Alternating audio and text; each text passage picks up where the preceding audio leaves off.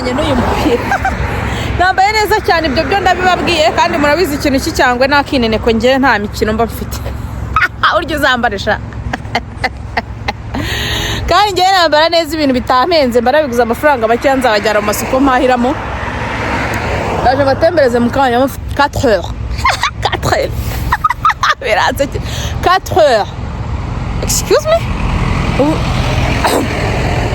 ibintu ngomba kubivuga mu gifaransa kubera yuko ndi umunyeshuri ndi kwiga kandi ibintu ndi kwiga birimo igifaransa ubwo rero kugira ngo batazajya bankotora mu ishuri ngiye kujya ndepetera hano nibaze ukuntu mvuze 4 heures bikananira we ariko nigeze kumenya igifaransa mutazambona mu cyane 4 heures anyway ikiganiro kiza mu kanya aho ndi bube mbabwira amakuru meza agezweho yo kuza ahangaha uburyo twabonye twavumbuye sha hari kampani nsigaye mfite dukorana hari uburyo twavumbuye bw'uburyo cy'umuntu ashaka kuza aje mu nama niyo katiri gukoreshwa muri iyi minsi hari inama izaba hano mu kwa 10 rero ni inzira nziza umuntu ashobora kwifashisha kugira ngo agere ahangaha hano turi muri iki gihugu kandi nubwo hari abantu njya mbona bavuga ngo si ngombwa kujya abantu bose hanze nibyo nanjye sinigeze mvuga ko ari ngombwa ko abantu bose baza hanze muri abashiti bagiye ntabwo bivuze ko abantu bose bajya hanze baba banze igihugu ntabwo bivuze ko kujya gushaka ubuzima hanze cyangwa kujya gushaka ibyo byangombwa hanze ibipapuro ntabwo bivuze ko uba uri umuntu udakunda igihugu sibyo mujye musobanuka mu mutwe mufunguke mu mutwe mwumve ibintu neza uko biri sibyo kujya hanze ntaho bihuriye no kwanga igihugu cyangwa se no kudakunda igihugu kuko akohereza abana kwiga kemera kishora minerval kugira ngo abana babone ibyangombwa wowe urinde aho kuguma aho ngaho kumva ko ugomba gupfira mu cyaro nguri kugaragaza ko ukunda igihugu none se ukunda icyo gihugu kurusha abayobozi bakiyobora so rero ibyo ngibyo ni inama mba mbagira nta mutima mubi mbafite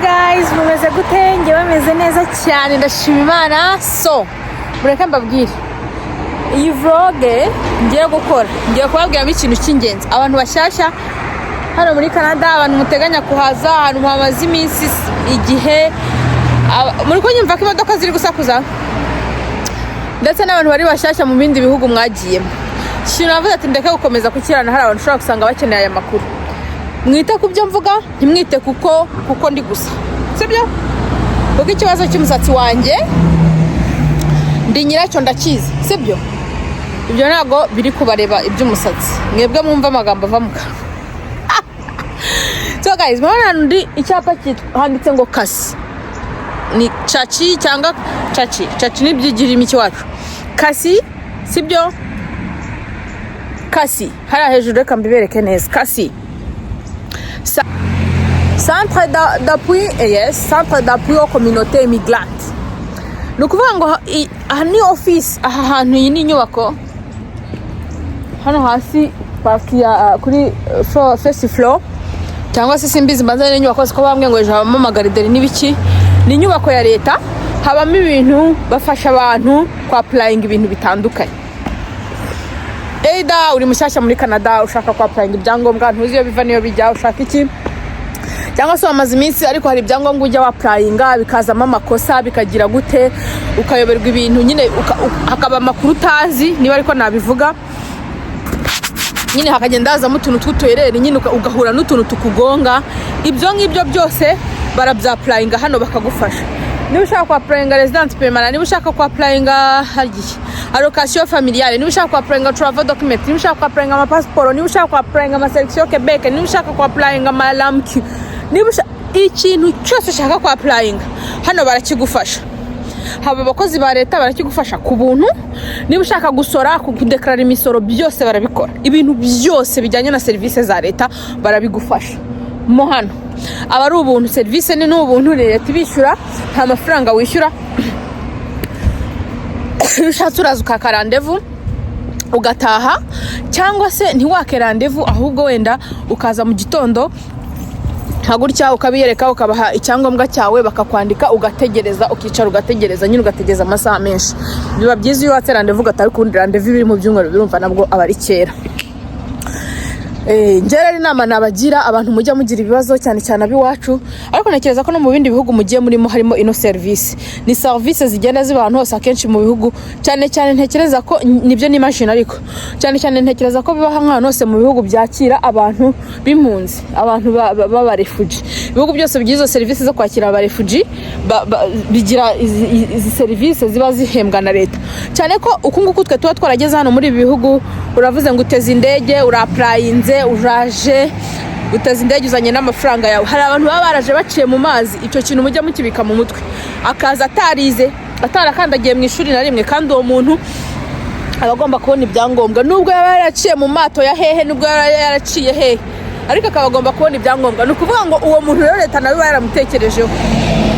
Cyangwa se ugasanga umuntu avuye mu gihugu kirimo intambara aje gutya ahunze, ariko muri uko guhunga kwiwe ntabwo yize.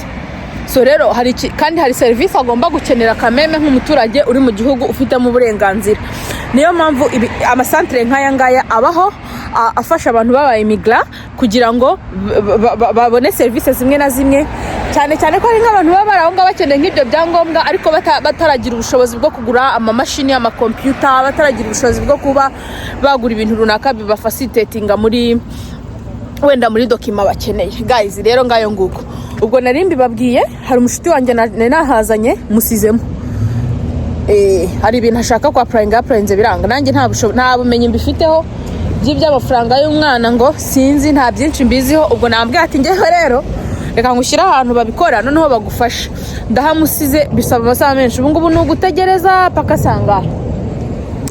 So nanjye rero hari akadokima nari mpakeneye, ubwo ngubwo ndaprofise ndavuga ati duhise tuzana. Ariko ko ukuntu twakererewe baraza kuza kutwakira batinze, ntabwo twazindutse. Ubundi uzindutse nibyo byiza, twe twakererewe. Rero ko twakererewe akoreka manze mbeka kinene ko ndiho murebe ukuntu nambaye ikote ndifite mu ntoki akora rikungura. Murana aka gapira ko ntari agasirimu, pantalo nambaye harya bazita gute, agakweto murakareba akaguranye n'uyu mupira. Nambaye neza cyane, ibyo byo ndabibabwiye, kandi murabizi ikintu cy'icyangwe nakinene ko ngiye nta mikino mba mfite. Uryo zambaresha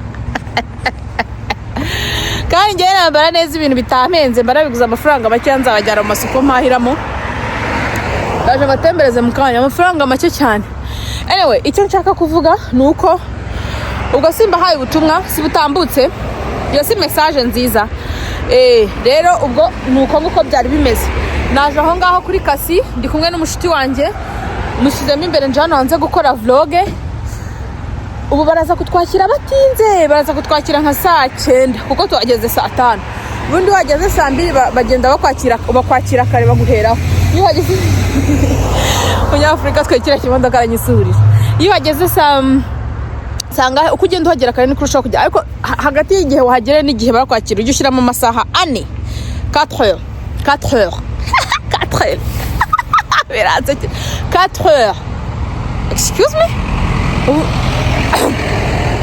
Ibintu ngomba kubivuga mu Gifaransa kubera yuko ndi umunyeshuri ndi kwiga, kandi ibintu ndi kwiga birimo Igifaransa. Ubwo rero kugira ngo batazajya bankotora mu ishuri ngiye kujya ndepetera hano. Nibaza ukuntu mvuze 4 heures bikananira we, ariko nigeze kumenya Igifaransa mutazambona mu cyaro. 4 heures. Anyway 4 heures. So ngayo ngukora ujye ushyiramo amasaha 4 hours. Kongereza kaza byihuse nyine nta kundi nuko. So guys rero nibyo nagira ngo mbabwire.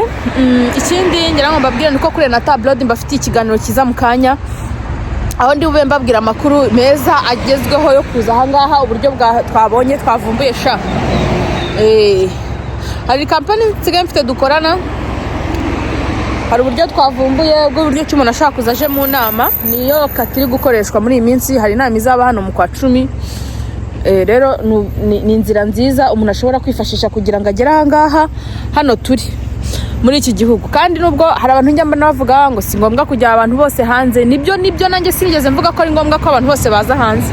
Niyo mpamvu nababwiye ngo ngira enata y'amakuru y'abashaka kuza hano cyangwa se bashaka kujya mu bindi bihugu byo hanze, nkanagira pupete y'ubuzima bwa hano tubayemo ari iyi ngiyi nyine y'ubuzima bwa hano tubayemo, igaragaza ukuntu hano duciringa ni iki nuko tubaho, kugira ngo mujye mubona la difference ku buzima bwa hano n'ubwo muri Afurika. Rero nuko ndabizi neza ko hari abantu baba badashaka kuza, sinangombwa ngo twese tuze kandi sibyo gusa, ariko ubaye ushaka kuza ukanakunda n'iwanyu nibyo uzagize ushaka ibyangombwa, nurangiza usubire iwanyu sha. Gukunda igihugu ntago bivuze kwiyima, sibyo? So ukunda igihugu warangiza nawe ukanikunda, ukamenya ko bafite agapasiporo kanga ujya muri buri gihugu udashatse visa, ukamenya ko nyine buri umuntu ukomeye aho waba uri hose, utega indege ukaza ahangaho kubyumva. Pasiporo hano bari ikintu gikomeye abashiti banjye. Ntabwo bivuze ko abantu bose bajya hanze baba banze igihugu, ntabwo bivuze ko kujya gushaka ubuzima hanze cyangwa kujya gushaka ibyo byangombwa hanze, ibipapuro, ntabwo bivuze ko uri umuntu udakunda igihugu, sibyo? Mujye musobanuka mu mutwe, mufunguke mu mutwe, mwumve ibintu neza uko biri, sibyo?